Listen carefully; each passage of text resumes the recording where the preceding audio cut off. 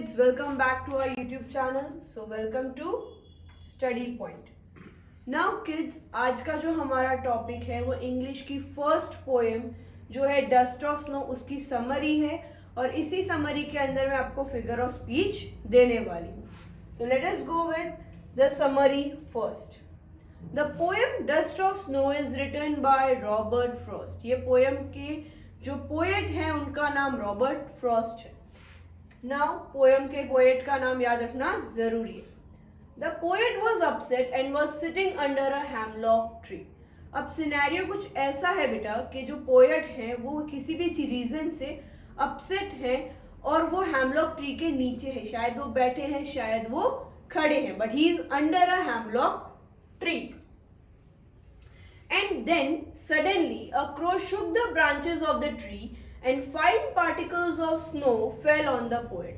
अब अचानक से कुछ होता है कि एक क्रो है जो उस हैमलॉक ट्री के ऊपर बैठा होता है वो हिलता है और उस वजह से कुछ फाइन पार्टिकल्स जो स्नो के होते हैं वो नीचे पोएट के ऊपर गिरते हैं. The soft and cold touch of snow changes the mood of the poet from sad to happy. ना ये जो टच है, जो स्नो गिरा, उसका जो कोल्ड एंड सॉफ्ट टच था, वो जो नेचर का जो उन्हें एहसास हुआ तो उसकी वजह से उनका जो मूड था वो सैड से हैप्पी हो जाता है. He feels light, he feels positive. He then realizes that he had wasted his time in being sad and now he should utilize the time left in some useful task. अब poet को ये एहसास होता है कि अभी तक का उनका जो दिन का जो उन्हें टाइम था उन्होंने ये वेस्ट कर दिया है. सिर्फ सैड होने में, रिग्रेट करने में उनका दिन सिर्फ वेस्ट हुआ, उसके अंदर कुछ अच्छा हुआ नहीं है. तो उन्होंने को ये एहसास होते हैं, वो सोचते हैं कि नहीं, अब जो बाकी का जो मेरा दिन है उसे मैं वेस्ट नहीं होने दूंगा, उसे मैं इंजॉय कर सकता हूँ या फिर मैं उस समय कोई एक अच्छा टास्क जो मेरे लिए इम्पोर्टेंट टास्क है मैं उसे फिनिश करूंगा. The leftover day he spends with positive vibe. अब जो बाकी का जो दिन है वो एकदम पॉजिटिव वाइब्रेशन के साथ वो स्पेंड करते हैं. बच्चों, पोएट का जो ये जो सिनेरियो है, ये जो पोएम का जो सिनेरियो है, तो आप यहाँ नोटिस करोगे तो हैमलॉक ट्री और क्रो के बारे में हमें बताया गया. बेटा हैमलॉक ट्री एंड क्रो दोनों ही कहीं ना कहीं नेगेटिव वाइब्स की बात करते हैं. जैसे जो हैमलॉक ट्री है वो एक पॉइजनस ट्री है और क्रो को भी हम कोई ऑस्पिशियस चीज में मानते नहीं है.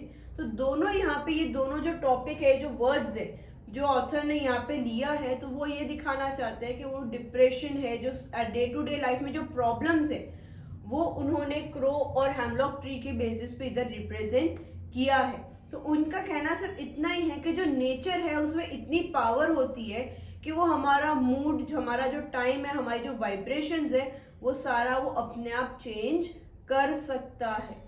So one must be attached with the nature. एक इंसान को नेचर के साथ अटैच जरूर रहना चाहिए. नाउ इस पोएम में जो फिगर ऑफ स्पीच है वो 2 सेंटेंस में मिली मुझे. Has given my heart and saved some part. Now दोनों ही लाइंस का जो फिगर ऑफ स्पीच है वो एलिट्रेशन है. एंड एलिट्रेशन का मतलब जो होता है that is the occurrence of the same letter or sound at the beginning of adjacent or closely connected words. अब beginning और उसके बाद वाला वर्ड या दो कोई भी एक ही साउंड, अगर एक ही लाइन में एक ही साउंड आता है तो उसे हम एलिट्रेशन कहते हैं. जैसे याद देखो, हैज एंड हार्ट, तो हैज एंड हार्ट में दोनों में ह की साउंड आ रही तो ये एलिट्रेशन है. एंड सेव्ड सम पार्ट, तो सेव्ड सम दोनों स की आवाज आ रही से वो एलिट्रेशन है. यहाँ पे वो फर्स्ट वर्ड है, वहां पे लास्ट वर्ड है, यहाँ पे वो दोनों एडजेसेंट वर्ड्स हैं. तो हमें इस चीज का जरूर ध्यान रखना है. आप ये दोनों फिगर ऑफ स्पीच लर्न कर लेना, ये एग्जाम में एमसीक्यू के फॉर्म में पूछ सकते. Thank you kids. I hope आपको ये वीडियो अच्छे से समझ में आ गई होगी, पोएम की समरी इजीली समझ में आ गई होगी. फिगर ऑफ स्पीच याद कर लेना. ये वीडियो को मैं एक छोटे से कोट के साथ एंड करूंगी. Success is the sum of small efforts repeated. यानी आप डेली थोड़ा थोड़ा पढ़ोगे ना, then also you will get good marks, you will get success. But daily repeatedly आपको हार्ड वर्क करना पड़ेगा. So bye bye, thank you, have a great day and start learning very nicely.